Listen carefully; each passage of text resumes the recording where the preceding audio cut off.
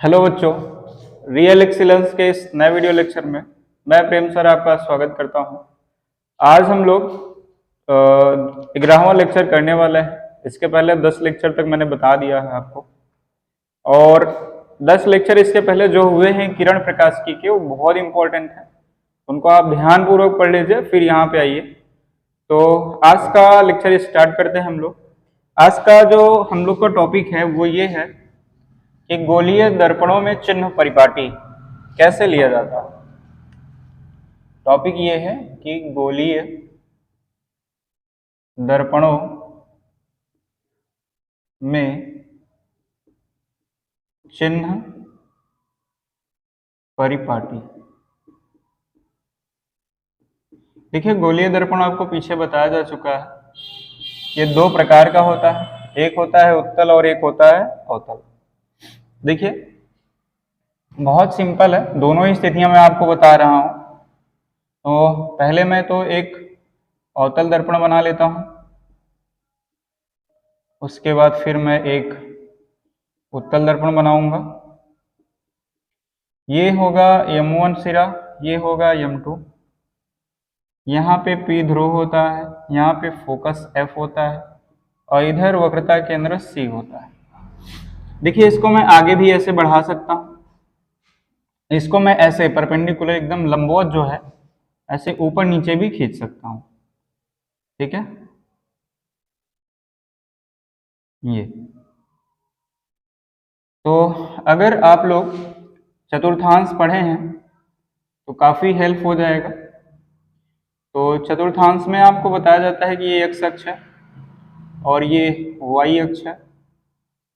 तो y अक्ष की जितनी वैल्यू होती है सब प्लस में ले जाती है, और x अक्ष की इधर की जो लेफ्ट साइड की वैल्यू होती है वो भी सभी की सभी प्लस होती है, और नीचे की ये जो y अक्ष की वैल्यू वो माइनस में, और राइट और लेफ्ट साइड की जो वैल्यू होगी वो भी किस में होगी, माइनस में। सेम यही चीज बहुत इंपॉर्टेंट है, सेम यही प्रोसेस यहाँ पे लागू होता है, सेम यही प्रोसेस। ठीक है, तो कैसे लागू होता है वो हम देखेंगे। मान लीजिए कि वस्तु आपने इधर रखी है, वस्तु की लंबाई को मान लेते हैं OO डैश। तो वस्तु की लंबाई हम लोग कैसे मेजर करेंगे भाई, नीचे से कहाँ जाएंगे, ऊपर। तो अगर हम लोग देखिए यहाँ मूल बिंदु, इसको सपोज कर लीजिए, तो हम लोग यहाँ मूल बिंदु से अगर ऊपर जाएंगे तो वो वैल्यू किस में रहेगी, प्लस में। अर्थात OO डैश मतलब वस्तु की जो लंबाई है उसे हम लोग क्या लिखेंगे, पॉजिटिव में लिखेंगे, प्लस में लिखेंगे। ये मैं यहाँ पे लिख भी दूंगा कि वस्तु की लंबाई, वस्तु की लंबाई, और ये लंबाई है OO डैश, कितना है, कितना नहीं बल्कि चिन्ह के साथ बोलेंगे तो ये प्लस में होगा, पॉजिटिव होगा, धनात्मक होगा। और मान लीजिए इसका प्रतिबिंब कहीं यहाँ पे बन रहा है, तो प्रतिबिंब को हम लोग मुख्यतः I डैश से लिखते हैं। एक चीज और, OO डैश को हम लोग H से भी लिख सकते हैं। ठीक है, H से या फिर O, कैपिटल O से, इन दोनों से भी हम लोग लिख सकते हैं। तो आपको दिक्कत की कोई आवश्यकता नहीं है, क्योंकि हम लोग वस्तु की लंबाई को OO डैश H या फिर O से लिख सकते हैं। ठीक है, अब बात करेंगे ये जो प्रतिबिंब बना है, ये देखिए तो ये नीचे आ रहा है, ये प्रतिबिंब नीचे बन गया। तो अब हम लोग दूरी जो मेजर करेंगे तो ऊपर से कहाँ आएंगे, नीचे। तो देखिए, हम लोग अगर मूल बिंदु इसको माने तो हम लोग ऊपर से कहाँ आ रहे हैं, नीचे, और वो वैल्यू किस में होती है, माइनस में। अर्थात ये जो वैल्यू होगी वो किस में होगी, माइनस में, निगेटिव में होगी, ये माइनस में हो गया। तो यहाँ पे प्रतिबिंब की लंबाई को किससे लिखते हैं, ये भी देख लीजिए। प्रतिबिंब की लंबाई, इसको I डैश से लिखते हैं। ये किस में मिला, ऋणात्मक में मिला तो निगेटिव में। और इसको हम लोग H डैश से या फिर I से लिखते हैं। ठीक है, अकेले इससे भी लिखा जा सकता है, H डैश या फिर I से। चलो अब फिर देखते हैं, बात करेंगे अगर यही प्रतिबिंब इधर बन जाता। चलो इधर, ये तो आपको समझ में आ ही रहा होगा। यही प्रतिबिंब अगर कहीं पीछे बन जाए यहाँ पे, तो ये वैल्यू किस में ली जाएगी, तो ये भी वैल्यू देखिए तो ऊपर जा रहा है, अभी बताया था आपको। कि ऊपर जब जाएंगे हम लोग तो प्लस में रहेंगे, नीचे आएंगे तो माइनस में, इधर जाएंगे प्लस में, इधर आएंगे तो माइनस में। तो ऊपर जा रहे हैं तो ये भी वैल्यू किस में रहेगी, प्लस में, पॉजिटिव रहेगी ऊपर जाने पर। अब बात करें तो ध्रुव से फोकस के बीच की दूरी को आपको बताया गया है, फोकस दूरी स्मॉल एफ से लिखते हैं ये। और ये जो प्रतिबिंब है, ध्रुव से प्रतिबिंब के बीच की दूरी को हम लोग v से लिखते हैं। और ध्रुव से वस्तु की जो दूरी है इसको हम लोग u से लिखते हैं। किससे लिखेंगे, u से। मैं सारी चीजों को लिख दे रहा हूं। पहली चीज मैं ये लिखूंगा कि वस्तु की दूरी को किससे लिखेंगे, वस्तु की दूरी, इसको हम लोग u से लिखेंगे। और ये कितना रहेगा, या मैं ऐसे पहले लिख दे रहा हूं, किससे रिप्रेजेंट करेंगे, u से। प्रतिबिंब की दूरी को,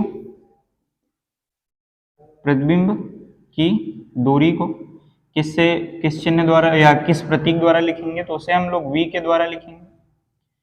और इसके पश्चात हम बात करेंगे कि ये प्लस में रहेगा या फिर माइनस में। तो बात करें तो देखिए, हम लोग इसको अगर मूल बिंदु माने तो इसके हम लोग लेफ्ट साइड में आ रहे हैं, लेफ्ट साइड। मूल बिंदु के लेफ्ट साइड में अगर आएंगे तो वो वैल्यू किस में होगी, माइनस में। ये दिख रहा है आपको, माइनस में। तो इधर जितनी वैल्यू होंगी सब की सब किस में होंगी, माइनस में। तो ये फोकस दूरी को हम लोग f से लिखेंगे। ये दर्पण की फोकस दूरी होती है, फोकस दूरी को भी f से लिखेंगे। क्योंकि लेफ्ट साइड में आ रहा है इसलिए किस में रहेगा, माइनस में। और ये भी हो गया। और ये वस्तु की जो दूरी है, ये है कहां से दूरी, और ये जो दूरी है वो दर्पण से या फिर दर्पण के ध्रुव से, दर्पण के ध्रुव से हम लोग बोल सकते हैं ऐसा। ये जो दूरी हम लोग मेजर कर रहे हैं ये कहां से माप रहा है, दर्पण के ध्रुव से। तो ये फोकस दूरी, वस्तु की दूरी भी लेफ्ट साइड में आ रहा है और लेफ्ट साइड में ये वैल्यू किस में रहेगी, माइनस में। तो इसमें भी जो u रहेगा वो प्लस में नहीं रहेगा, किस में रहेगा, माइनस में। और प्रतिबिंब की दूरी v भी लेफ्ट साइड है तो ये भी किस में रहेगा, माइनस में रहेगा। और ये वक्रता केंद्र तक के बीच की दूरी को हम लोग वक्रता त्रिज्या ये r कहते हैं।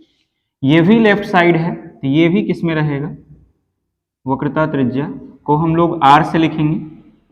ये भी लेफ्ट साइड में है तो ये भी किस में रहेगा, माइनस में। तो ये बात हो गई केवल और केवल दर्पण के लिए। अब कौन सा दर्पण है अभी, ये अवतल दर्पण।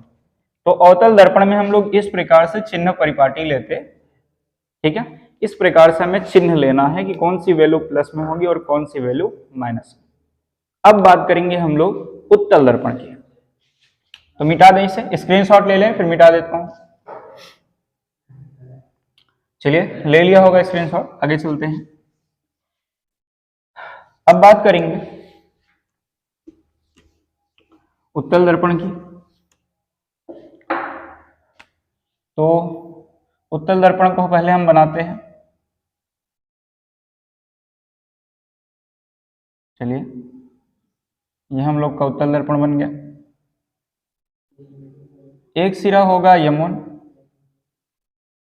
और एक सिरा होगा M2।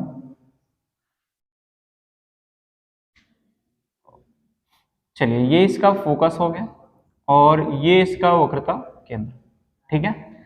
और इसको अब की बार हम लोग ये देखिए डैश डैश लाइन जो हम लोग यहाँ से कर दे रहे हैं। ये ध्रुव को हम लोग मूल बिंदु सपोज करते हैं P। वस्तु कहीं यहाँ पे होगी, इसका प्रतिबिंब कहीं यहाँ बनता है, या फोकस पर केवल एक कंडीशन फोकस बनता है, बाकी हर एक कंडीशन पे यहाँ पे बनेगा, ठीक है। ये बताओ, फोकस दूरी यहाँ से यहाँ तक की दूरी को फोकस दूरी, ध्रुव से लेकर वक्रता केंद्र के बीच की दूरी वक्रता त्रिज्या r होती है। तो ये जो फोकस दूरी है, फोकस दूरी, फोकस दूरी मतलब कि जो f है वो लेफ्ट बल्कि राइट साइड में है। राइट साइड में देखिए तो जो वैल्यू ली जाती है किस में ले जाएगी, प्लस में। तो ये जो फोकस दूरी है किस में रहेगी, प्लस में। वक्रता त्रिज्या क्या होगी, वक्रता त्रिज्या, इसको हम लोग लिखते हैं r से। ये भी राइट साइड में ही है तो इसलिए ये भी प्लस में ही होगा। अब बात करेंगे ये वस्तु की लंबाई o डैश और प्रतिबिंब की लंबाई i डैश की। तो पहली चीज, वस्तु की लंबाई, वस्तु की लंबाई को हम लोग ओ ओ डैश से लिखेंगे। अब पीछे बता दिया ओ ओ डैश या फिर एच से या फिर ओ से लिखते हैं, ठीक है।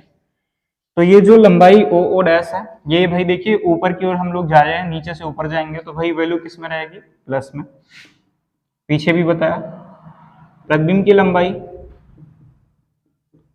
प्रतिबिंब की लंबाई आई आई डैश वो किस में रहेगा, ये भी देखिए ऊपर की ओर ही जा रहा है तो ये भी प्लस में ही रहेगा। और ध्रुव से दर्पण प्रतिबिंब के बीच की दूरी को v लिखते हैं, ध्रुव से वस्तु के बीच की दूरी को u लिखते हैं। तो ध्रुव से वस्तु की जो दूरी है, वस्तु की दूरी, इसको आपको पीछे ही बता दिया, u से लिखेंगे। भाई लेफ्ट साइड जा रहा है तो इसलिए किस में रहेगा, माइनस में। प्रतिबिंब की दूरी, इसको हम लोग किससे लिखेंगे, v से लिखेंगे, लिखा भी है। क्योंकि राइट साइड जा रहे हैं, ध्रुव के राइट साइड जा रहे हैं तो इसलिए वैल्यू किस में रहेगी, प्लस में, ठीक है। तो ये चीज आपको याद रखनी है और इन सब चीजों का विशेष महत्व है आगे। और गोलीय दर्पणों में अगर चिन्ह परिपाटी नहीं आएगा तो हम लोग को सवाल करने में बहुत परेशानी होगी। तो मेरे ख्याल से आपको समझ में आया होगा, और अगर कोई दिक्कत होगी तो कमेंट में ज़रूर बताइएगा। और आज का ये वीडियो लेक्चर हम करेंगे यहीं पे समाप्त, और मिलेंगे आपसे एक नए वीडियो लेक्चर में। तब तक के लिए धन्यवाद।